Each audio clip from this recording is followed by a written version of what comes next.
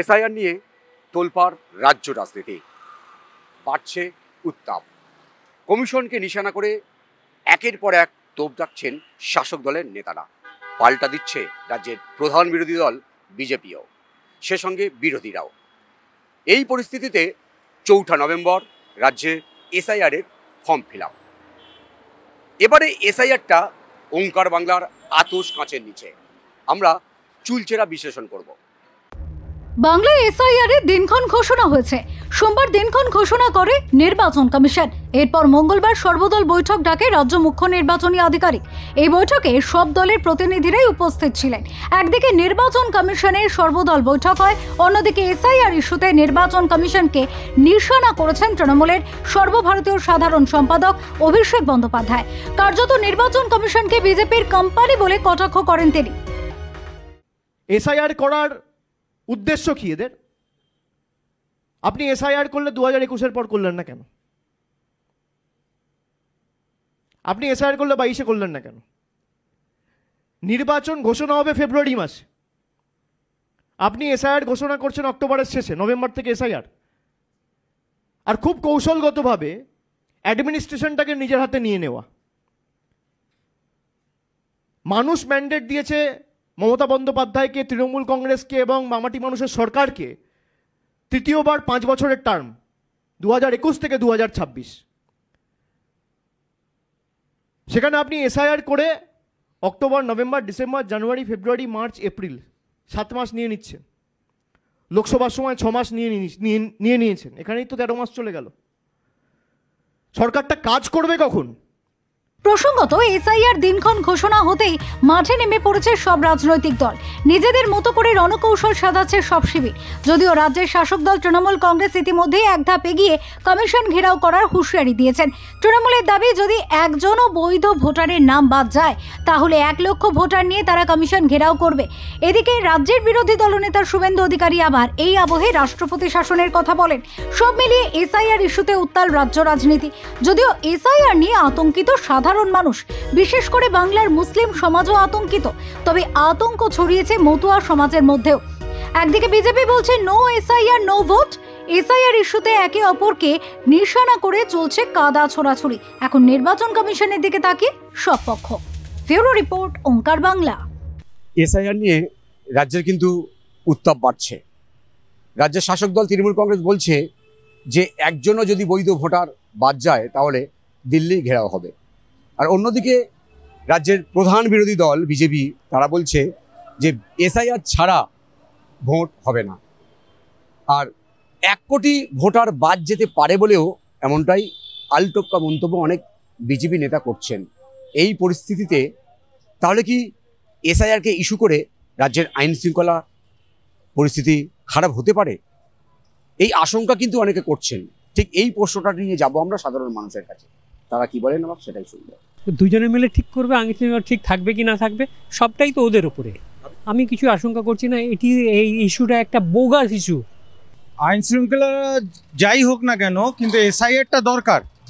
এসআইআরটা এই জন্য দরকার যে যারা ইনফিল্ট্রেশন করছে, বাইরের দেশ থেকে আসছে বা কিছু বছর রয়েছে, 2002 থেকে যেই গণনা মানে যেই ভোটার লিস্টে নাম আছে তাদের তো পাওয়া উচিতই। আর যাদের অধিকার নেই, যাদের কোনো রকমের মানে কোনো নেই, তবুও এরা এখানে সমস্ত কিছু ফ্যাসিলিটি পাচ্ছে, সব কিছু পাচ্ছে, আমার মনে হয় না ওদের ভোট দেওয়ার অধিকার আছে। না, এসআইআরটা একটা প্রসেস। এটা হলে সমস্যাটা কোথায়? বৈধ ভোটার বাদ না গেলেই হলো। এটা তো হওয়া দরকার। আগে যেরকম হয়েছে এখনো হচ্ছে, হোক না, সমস্যা কি? না, এটা কোনো সমস্যা হওয়ার কথা নয়, বরং এটা হওয়াটা দরকার, ভালো। না সমস্যা মানে সেই অর্থে কোনো সমস্যা নয়। জিনিসটা দেখুন, মানে আমার প্রশ্ন হচ্ছে আইন শৃঙ্খলা কি বিগড়ে যাবে না? না আইন শৃঙ্খলা দেখুন মানুষের হাতে। মানুষ যদি চায় যে আইন শৃঙ্খলা বিগড়াবে তাহলে আইন শৃঙ্খলা বিগড়াতে পারে। আদারওয়াইজ আমার মনে হয় না এরকম কোনো জিনিসে আইন শৃঙ্খলা বিগড়াতে পারে। তো এটা একটা আমার মনে হয় একটা প্রসেস।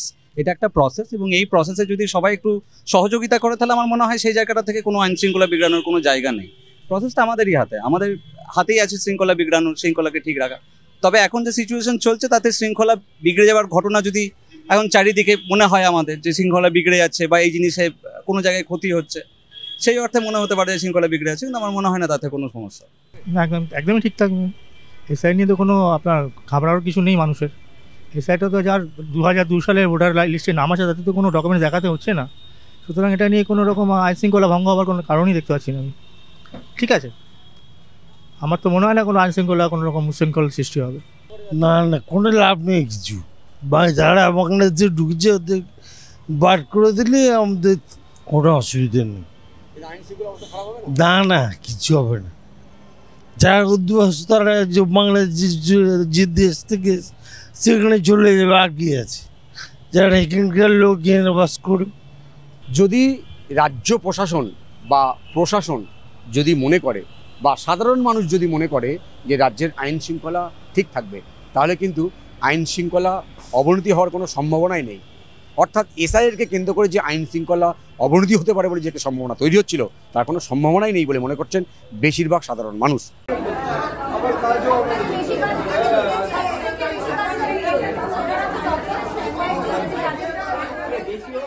এই পরিস্থিতিতে স্বাভাবিকভাবেই এসআইআর নিয়ে আতঙ্কিত হয়ে পড়েছেন সাধারণ মানুষ।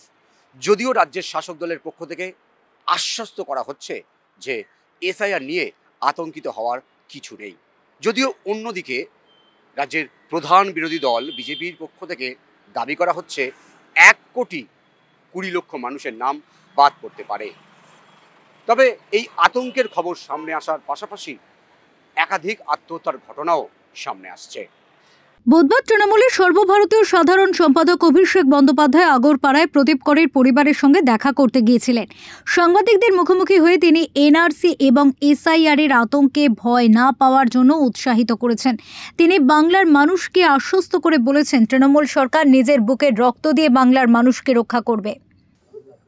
এনআরসি এবং এসআইআর যে আতঙ্ক, একদিকে ইলেকশন কমিশন আর একদিকে কেন্দ্রের সরকার মানুষকে ভয় দেখানো, মানুষকে ভীত সন্ত্রস্ত করে রাখা, মানুষের মধ্যে একটা আতঙ্কের পরিস্থিতি পরিবেশ তৈরি করা, তারা ঠিক করবে ভারতবর্ষের নাগরিককে। প্রদীপ বাবুর পরিবার এই পাড়ায়, এই ভূমিতে, এই মাটিতে প্রায় 40 বছরের বেশি তারা এখানে রয়েছে। এই বাড়িতে হয়তো কিছুদিন আগে এসছে, এদের পাশেই তারা থাকতেন। প্রায় 40 বছরের বেশি তারা বসবাস করছে। আমি সাংবাদিক বন্ধুদের মাধ্যমে এলাকার প্রতিবেশী যারা আছেন, যারা আমার কথা শুনছেন, আমি আপনাদের করজোড় করে অনুরোধ করছি, হাত জোর করে সবাইকে, যে আপনারা ভয় পাবেন না, আমরা বেঁচে আছি। বাংলায় মমতা বন্দ্যোপাধ্যায়ের সরকার থাকতে, আমরা থাকতে এত সোজা না যে বছরের পর বছর, 40 বছর, 50 বছর, 30 বছর ধরে যারা বাংলায় রয়েছে, যাদের বাবা, দাদু, ঠাকুরদা একের পর এক প্রজন্ম বাংলায় রয়েছে, তাদেরকে বাংলাদেশি বলে বাংলাদেশে পাঠিয়ে দেওয়া হবে, এত সোজা নয়। আমরা বুকের রক্ত দিয়ে রক্ষা করব। অন্যদিকে বিরোধী দলনেতা শুভেন্দু অধিকারী পানিহাটিতে বৃদ্ধের মৃত্যুকে সম্পূর্ণ সাজানো বলেছেন। মৃত ব্যক্তির সুইসাইড নোট কেন্দ্রের ফরেনসিক দফতরের কাছে পাঠানোর দাবি তোলেন শুভেন্দু। তার বক্তব্য, রাজ্যের সমস্ত ফরেনসিক পিসির বানানো আর সম্পূর্ণ মিথ্যা সাজানো। ওই হাতের অক্ষরও ওনার নয়।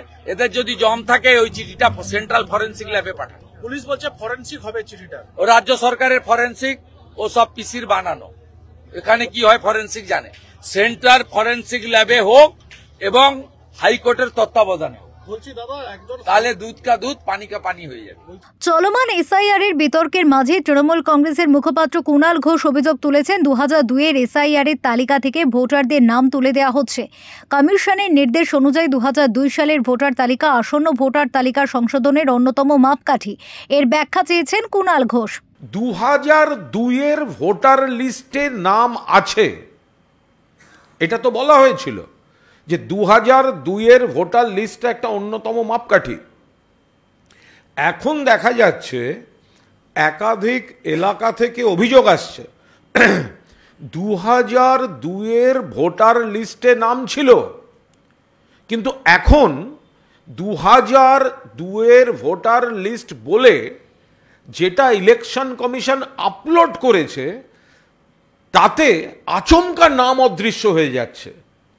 যাদের কাছে 2002 এর ভোটার লিস্টের হার্ড কপি ছিল তারা বিষয়টা ধরে ফেলছেন। এ তো মারাত্মক অভিযোগ। 2002-এর ভোটার লিস্টের নাম থাকাটা একটা অন্যতম মাপকাঠি। এইবার দেখা যাচ্ছে 2002-এর যে ভোটার লিস্ট, যার হার্ড কপি অনেকের কাছেই আছে, যারা রাজনৈতিক প্রক্রিয়ায় ছিলেন অনেকের কাছেই থাকবে, তো সেখানে নাম আছে, অথচ এই 2002-এর ভোটার লিস্ট বলে যেটা এখন ওয়েবসাইটে আপলোড করা হয়েছে তাতে বিপুল পরিমাণ ভোটার নেই। এটা কি করে হতে পারে? তারা কোথায় যাচ্ছেন? তার ব্যাখ্যা কোথায়? আর এসআইআর শুরু হওয়ার আগে কি করে এই কারচুপিটা হতে পারে? এই জন্যই আমরা পরিষ্কার বলছি, চুপি চুপি কারচুপি। আগামী বিধানসভা নির্বাচন ঘিরে সাধারণ মানুষের সমর্থন কোন দিকে যাবে তা কেউই নিশ্চিত নয়। তাই বাংলা ভাষা এবং বাংলার অস্মিতা থেকে শুরু করে এসআইআর বা ভোটার তালিকা সংশোধনের মতো ইস্যুকে ঘিরে রাজনৈতিক দলগুলি একে অপরের বিরুদ্ধে প্রচার চালাচ্ছে, বিভ্রান্তি ছড়াচ্ছে এবং জনমত নিজেদের দিকে টানার চেষ্টা করছে। ভোটের আগে ক্ষমতা দখলের লড়াইয়ে সাধারণ মানুষের উদ্বেগ ও আতঙ্ককেই হাতিয়ার করছে রাজনৈতিক দলগুলি। প্রকৃত গণতান্ত্রিক দায়িত্বের বদলে ভোট ব্যাংক রক্ষায় এখন হয়ে উঠেছে তাদের মূল লক্ষ্য। এই যে এসআইআর, এই এসআইআর নিয়ে কিন্তু এবার বিএলওদের মধ্যে বিক্ষোভ কিন্তু বাড়ছে। তাদের অভিযোগ যে একসঙ্গে দুটো কাজ তারা করতে পারবেন না। এই অভিযোগটা সামনে এনে তারা কিন্তু নজরুল মঞ্চের সামনে বিক্ষোভ দেখান এবং এই বিক্ষোভের আঁচ কিন্তু পড়েছে অবশ্যই করে এসআইআরের যে প্রক্রিয়া তার উপরে। নির্বাচন কমিশন এখন কি পদক্ষেপ নেন, বিএলওরা যারা রয়েছেন তাদের এই যে অভিযোগ সেটা কিভাবে মোকাবিলা করেন, সেটাই এখন সবচেয়ে বড় বিষয়। কারণ ইতিমধ্যে একাধিক অভিযোগ সামনে আসছে। বিভিন্ন বিএলও তারা বলছেন যে তাদেরকে ভয় দেখানো হচ্ছে। অনেকে আবার এই যে ভয়ে তারা কিন্তু আতঙ্কিত হয়ে পড়ছেন।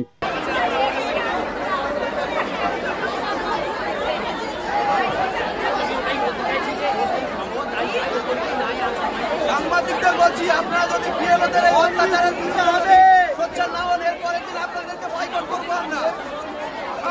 সব দায় বিএলও। 30 দিন ফুল অন ডিউটি চাই, তাহলে কাজ করা সম্ভব নয়।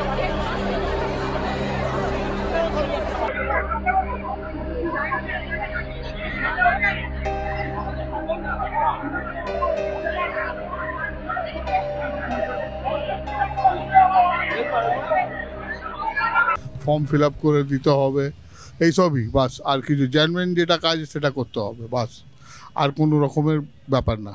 কীভাবে না করবো? যে সব পাবলিক, যারা গরিব মানুষ, যারা লেখাপড়া জানে না, করিনি বা ওরা পারবে না, ওদেরকে হেল্প করতে হবে। গরিব মানুষ যদি রোজ খায়, রোজ কামায়, তারা যদি এরকম কাগজের পেছনে দৌড়ে ফিরবে তো তাদের কি অবস্থা হবে? তো দেশের এখন পরিস্থিতি এরকম কি পরবর্তী গভর্নমেন্ট শুধু কাগজের পিছনেই গরিব মানুষকে দৌড় করাচ্ছে, আর কোনো কাজ বলে দেশেতে কিছুই হচ্ছে না।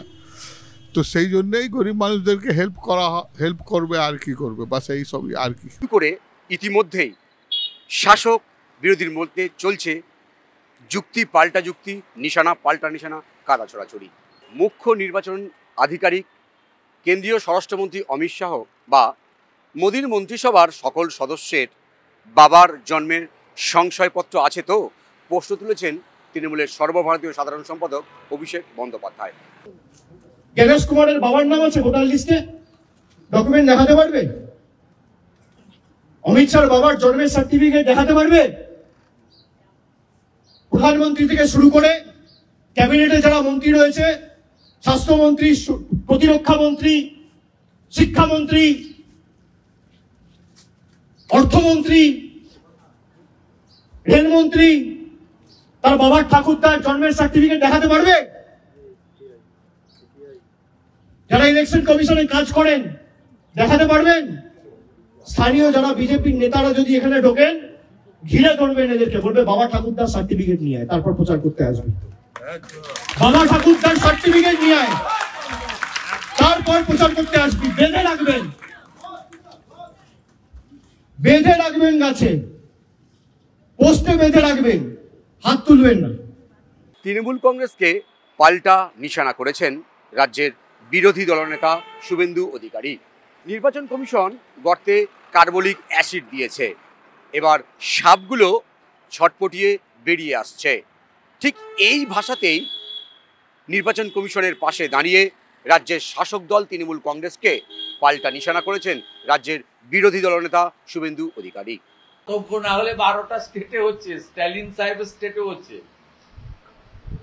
শুধু বিজেপি রুল নয়, নন বিজেপি স্টেটও হচ্ছে। কোথাও হইচই নেই, কোথাও মিছিল নেই, মিটিং নেই, গেল রব নেই। একমাত্র এখানে মানে বুঝতে পারছেন, গর্তে কার্বলিক অ্যাসিড দিলে সাপ বেরোয় না। ইলেকশন কমিশন গর্তে কার্বলিক অ্যাসিড দিয়ে দিয়েছে, সাপগুলো এখন বেরোচ্ছে। এটা তো প্রকৃত দৃশ্য। আমি এর আগে চিন্ময় প্রভুকে অ্যারেস্ট করার সময় হুঁশিয়ারি দিয়েছিলাম 3 দিন হাতে রেখে যে সোমবার থেকে পেট্রোপল বন্ধ করব। নিউ মার্কেট ফাঁকা হয়ে গিয়েছিল। এখনো আপনাকে বলছি প্রায় 20-25% মুসলিম বাংলাদেশি পালিয়েছে। বর্ডার এলাকার গ্রাম ফাঁকা হয়ে গেছে, নিউ টাউনে কাজের লোকরা নাই, হাওয়া হয়ে গেছে। খোঁজ নেন, বুম ক্যামেরা পাঠান। আজকেও বলছি পালাও, এখনো হাতে 24 ঘন্টা আছে, 4 তারিখের আগে পালাও। বিজেপিকে পাল্টা নিশানা কলকাতা পুরসভার মেয়র ফিরহাদ হাকিমের। তিনি বলছেন, পাগলে কিনা বলে, ছাগলে কিনা খায়। আমরা সবাই রাস্তায় থাকব,